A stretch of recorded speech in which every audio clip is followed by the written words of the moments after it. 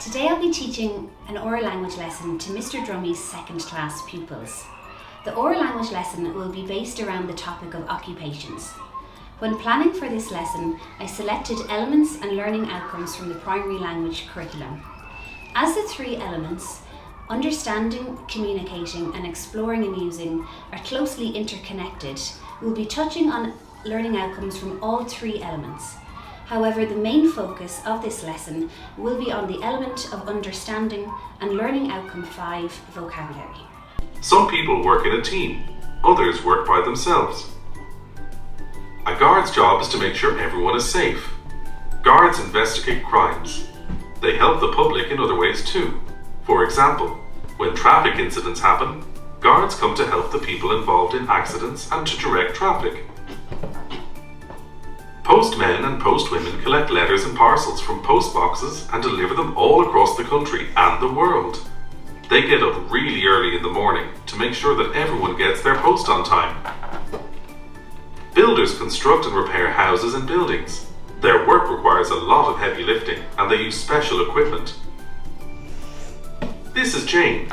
She is a florist. Her job involves taking care of plants and flowers.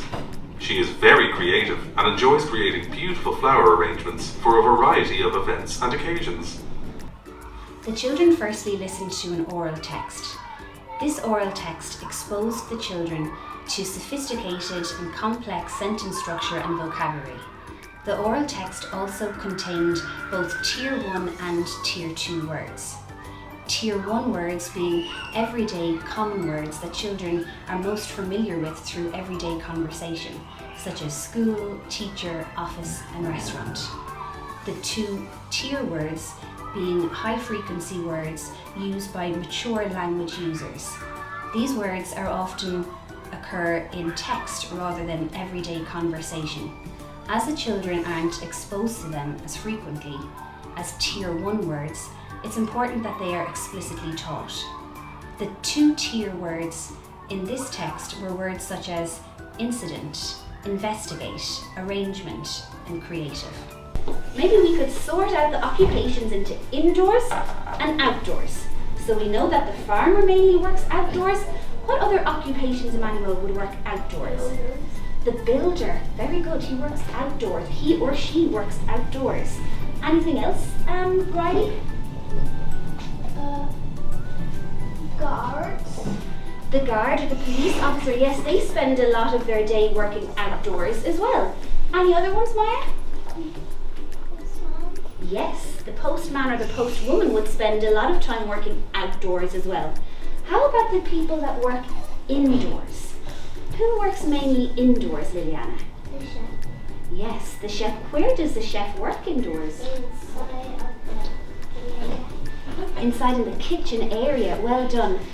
We then took a look at the poster and discussed it in greater detail, naming the occupations that the children could see on the poster and categorising them.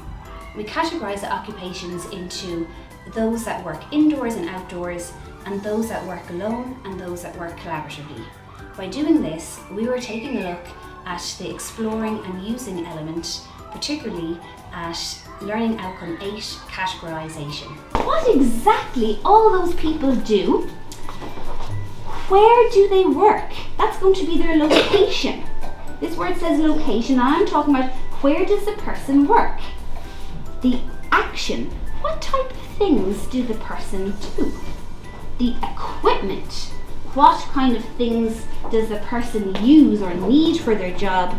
And finally, their uniform. Do they wear any special uniform or protective clothing in order to do their job? Let's do one together.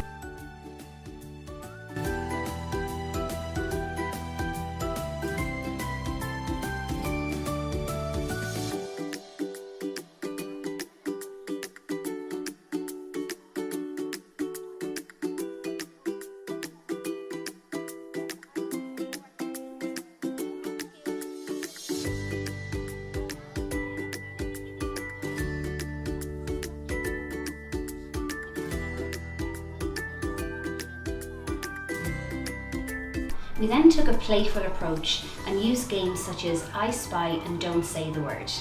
The children had the opportunity to use the language that they had been exposed to earlier on in the lesson in a fun and engaging way. I spy with my little eye somebody that constructs buildings. Who am I talking about, Liliana? Very good, the builder. That you are looking and thinking about the builder, but you can't say the word build. So what would you say instead if you were trying to give me a clue? Rory? The construction worker. Oh, he or she is a construction worker. Then I might get it. Very, very good. And you didn't use the forbidden word build.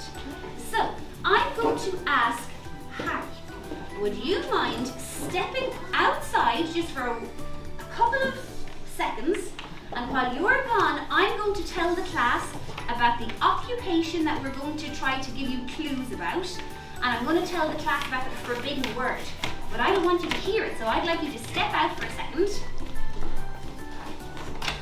Hairdresser to Harry. But you're not allowed to say the word cut. Now you'll have to think of other clues. You're going to describe the hairdresser, but the forbidden word is cut. Tyler. He or she uses the scissors. Ooh. So we told you about the equipment. Can you give another clue, Brooke? He or she organized the hair. Maybe they style the hair. Yeah, they style people's hair. One more clue, Emmanuel. They use it to get the hair shorter. Oh. They use it and the hair gets shorter.